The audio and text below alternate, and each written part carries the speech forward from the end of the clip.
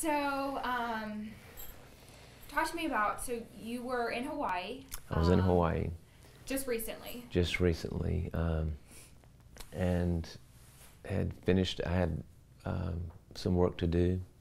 The first week I was there, wrapped up by Friday, 5 o'clock, and was planning on relaxing Saturday, Sunday, Monday, fly home Tuesday with my wife. That didn't necessarily end up being what happened, correct? It didn't. It started out great, as every morning over there I would get up 5 o'clock, go work out, and then I would take a 5-mile walk along the beach and then come back and start my day.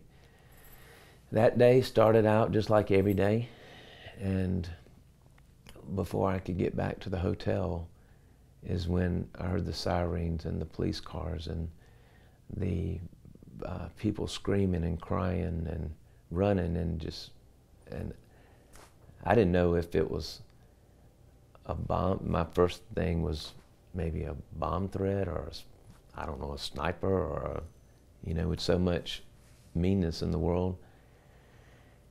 But I stopped somebody and they showed me their cell phone and they said we had a missile inbound to Hawaii. And seeing all the people screaming, and I saw people pulling manhole covers up, going in manholes. And I was only a few blocks from the hotel at that time. I run back to the hotel, and there's hundreds of people in the lobby. And some were wrapped in a towel, some were in house robes.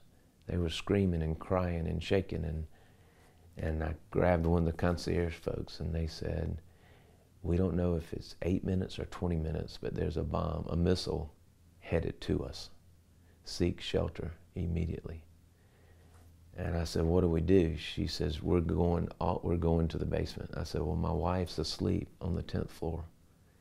They said, "Well, go get her. If you can't get back down, get in the tub and put something over you, because the glass, when the missile hits and all the glass busts, the glass will kill you."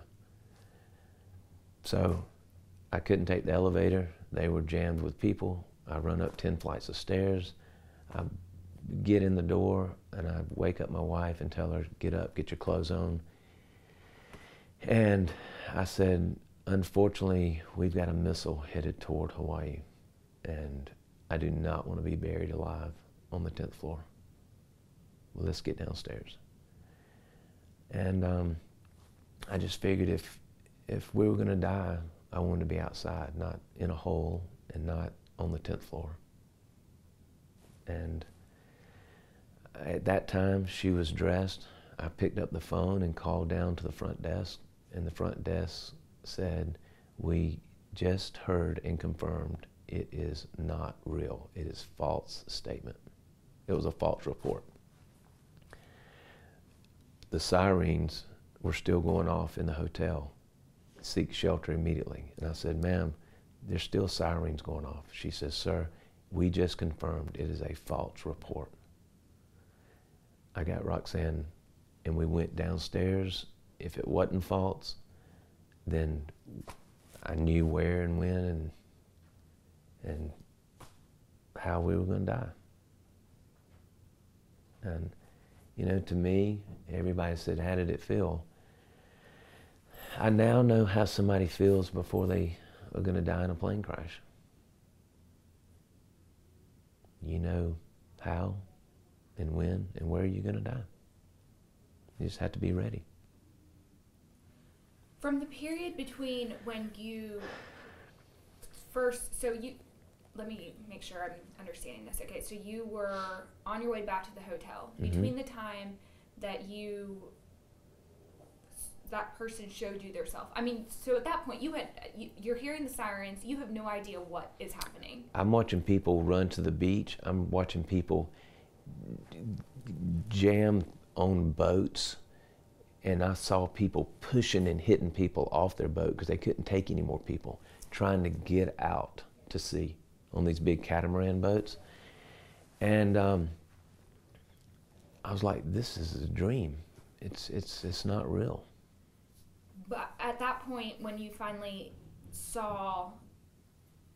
understood what was happening, what was the time frame between when you got back to the hotel, were able to get your wife, and then found out that it was a false alarm? I was hitting that probably, in my mind, I felt like I was hitting that 8-minute mark. So this missile, if it hits in 8 minutes, it's going to hit any minute.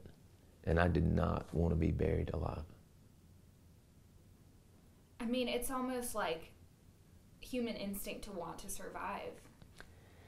I didn't want to survive a nuclear, you're not going to survive a nuclear bomb. And I didn't want to live in fear of what's going to happen living in a hole. If you survived, first of all, you're not going to survive it. And then they told us we couldn't survive a missile attack. The buildings would just explode. They said the bomb would take out 5,000 kilometers. Well, when you Google, I don't know, I was trying to convert kilometers to miles. It would take out all of the Hawaiian Islands. You're not going to survive it. There's no way. And I text my family, and we've got a little group text called Avery's Arsenal. It's our grandbaby's name. That covers my 2 kids, my son-in-law and daughter-in-law, and my wife and I. We group text called Avery's Arsenal. And I just text Avery's Arsenal and told the kids I love them, and told them to tell our family and friends we love them. At that point, you were still able to send and receive text messages? No, the text did not send. All the cell phones were jammed. What? And I really learned more about it once I got into this paper the next day. This paper here, it talks a lot about it. Monday's paper tells how people died and what experiences people on the island went through, in that the first alert goes out at 8:07. The next alert that says it's a false, that text comes out at 8:45. Now, at 8:07, by 8, within 10 minutes, I knew it was false report. But there's so much damage had been done between that time, was you just couldn't turn it back. You couldn't take it back. And it was like a bad dream that had a great ending to it. You know, I tell people it's like the Wizard of Oz. There's no place like home. You wake up and you know, you're at home, and it was just a bad dream. What were the moments immediately after finding out that it was a false alarm? I was mad. I was furious. My wife kept telling me, "You got to calm down," and I was really, really mad. I was furious. I mean, really furious, because I had seen people get hurt. I'd seen cars collide. I'd seen people scrambling to get their families into manholes. I'd seen people having nervous breakdowns in the lobby. It was horrible. It was like a nightmare. This was immediately after. What about in the next few hours, the next day? After that, I made sure everything was settled and it was false. And there was no way, my wife wanted to come home right then. There was no way to get a flight off the island, back to the mainland. We kept our plans for the day. She went shopping. I went out to the Sony Open and followed our folks from Augusta that were participating in the golf tournament out there.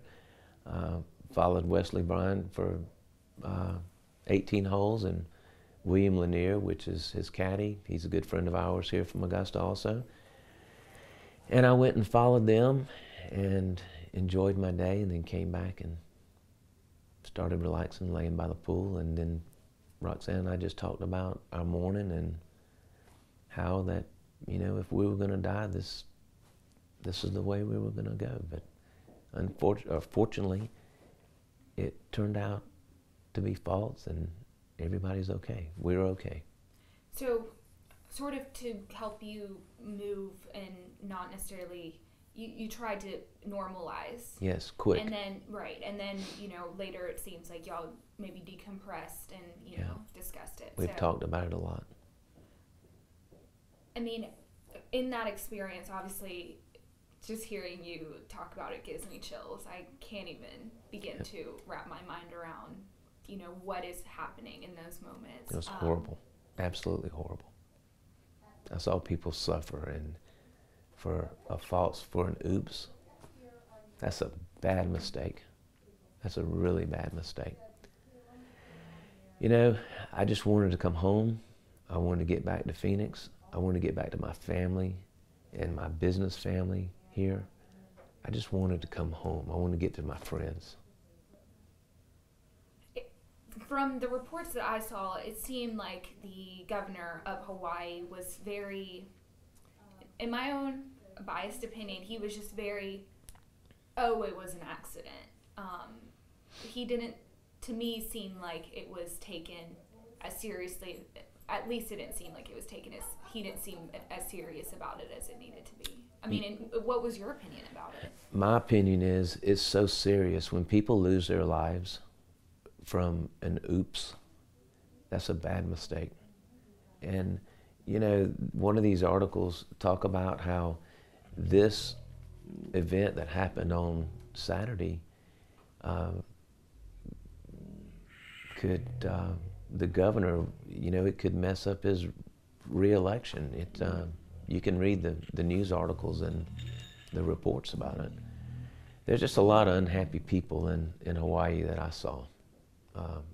And the tourists and the folks visiting were just, they were scared. I mean, to be so close to a country that can fire a missile to Hawaii, we're not knowledgeable enough to know the damage that a bomb can do. But when you're that close and you got to live in fear like that, get me back to Augusta, Georgia. It again. Hug and kiss your loved ones. Tell them you love them every day. You don't know what tomorrow brings. You really don't. My son, which works in our business here, almost 29 years old. My daughter just turned 25 the day before yesterday. And, we still we tell each other we love you when we hang up the phone. And we hug and kiss our kids, and they do the same with us every time we see them. Just hug and kiss the ones you love, and appreciate your friends. And we're not promised tomorrow. And we had that awakening experience. Like I said, I know now what it feels like to know you're going to die maybe what somebody would feel like if they were going to die in a plane crash. You're fixing to die. Just better be ready.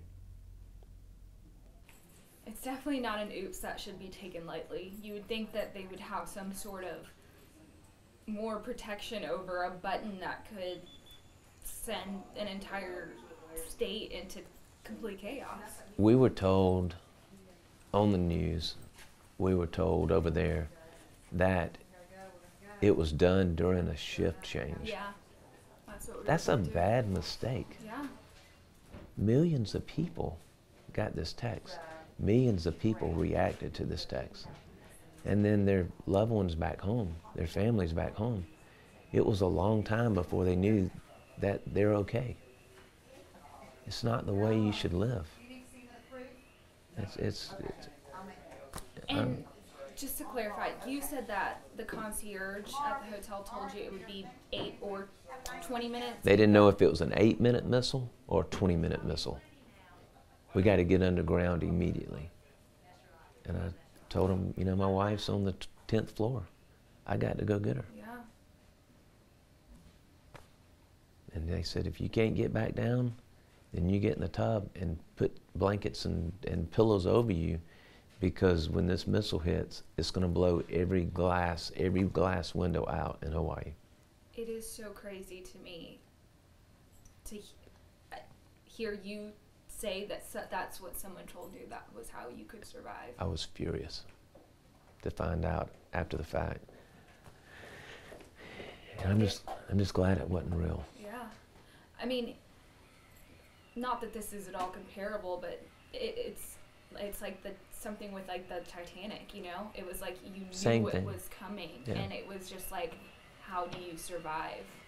Yeah. Or try to survive. I mean, in that case, you know, like not comparable at all, because like with a missile, you just can't. I just said, this is the way we're going to die. You know, neither one of us screamed or cried, or we just stood right there and just said, this is it.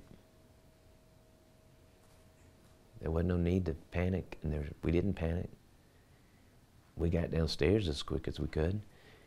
We didn't panic. We never showed a sign of panic, the two of us. I did my best to keep my composure, getting her up so she didn't see a sign of panic. She didn't even hear about what I saw until after we got the all clear.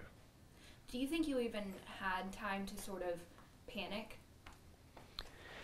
I think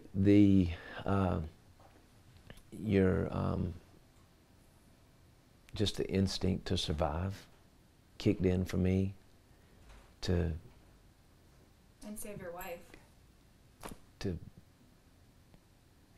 You know, my fear was to be buried alive. I didn't want that. I didn't want to be on that. If that missile hit, I did not want to be upstairs on the 10th floor. I just wanted to get down as quick as possible.